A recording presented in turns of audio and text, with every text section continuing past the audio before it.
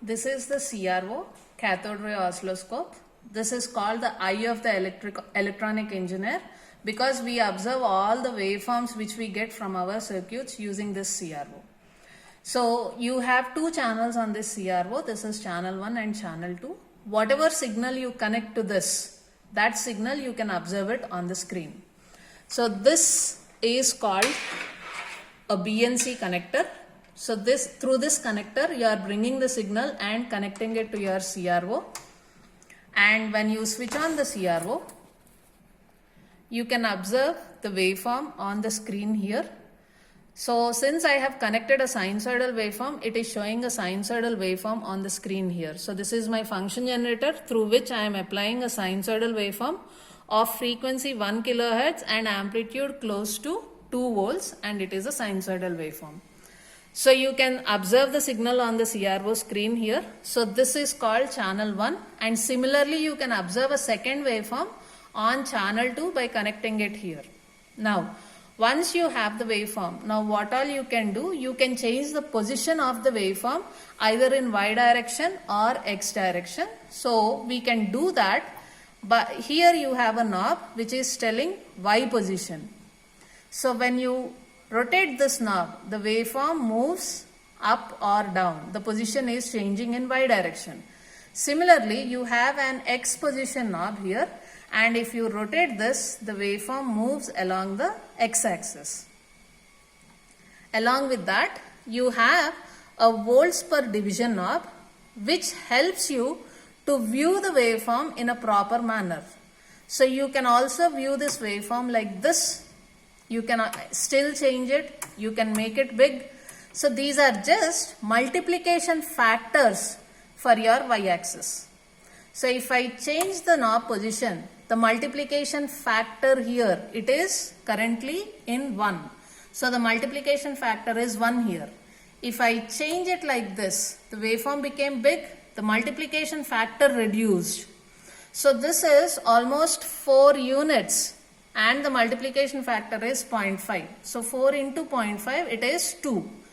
If I rotate this, my position is 1. Now in vertical direction I have 2 units. The waveform is occupying 2 square boxes. So this 2 into 1, it is again 2, the value is. So the value of the waveform is not going to change. It is only how you view the waveform that is going to change. In the same manner, you have a volts per division knob for channel 2 also. You can change the multiplication factors for channel 2 waveform here. And how do I change the x-axis viewing? For that, you have a times per division knob. And when you change this knob, you can see that your waveform frequency or time period of the waveform is going to change. Actually, the time period is not changing. How you view the waveform, because here again you have multiplication factors. I am just changing those multiplication factors.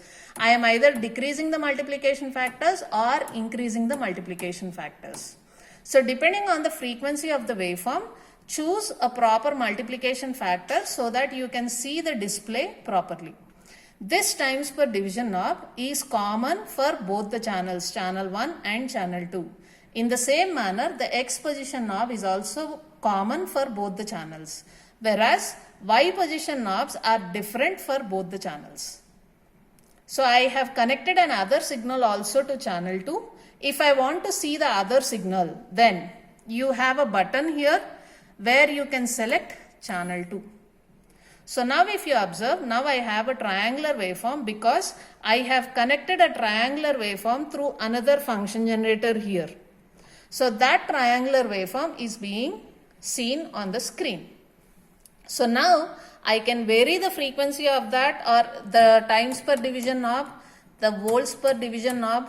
I can vary the view of that particular waveform by setting those. Okay. Now if you want to adjust the waveform on the screen properly, I am once again selecting channel 1. So if I want to adjust my waveform, if I want to make it at the center or everything, there is a button here, ground. So now you can set it this particular line exactly at the center. Similarly, you can also set your X position wherever you want. So this ground is basically used for setting the proper position of the waveform. And when you release it, then you can see the waveform again. In the same manner, you have a button here, AC and DC. If the button is released, that means the value you are seeing here is the AC value of the waveform. If you press it, what is the DC level that is in this waveform? That can be seen when you press DC here. Since I have introduced some DC level in my input sinusoidal waveform through the function generator, my waveform has shifted up. Now if I vary the function generator and make that DC level as 0, now you can see that again it is appearing same as AC waveform with 0 DC levels. So now if I change it to AC, the same waveform you can see. The change here is, if there is a DC level in the waveform, then you can see that DC level by pressing this particular button. So this is the panel of a scientific company oscilloscope, CRO. If you use a different company oscilloscope, the panel may change a little bit, but all the functions remain the same. You can adjust the intensity of the waveform by rotating this button. Similarly, you can also vary the blurring effect of the waveform by using this focus button here. Okay. Similarly, when you come to the panel of function generator also, this is from a Physitech company. So the panel is like this. If you use a different company, I have already shown another function generator here. So this is from Scientific. So you have a different panel here. But the functionality of all the devices remain almost the same.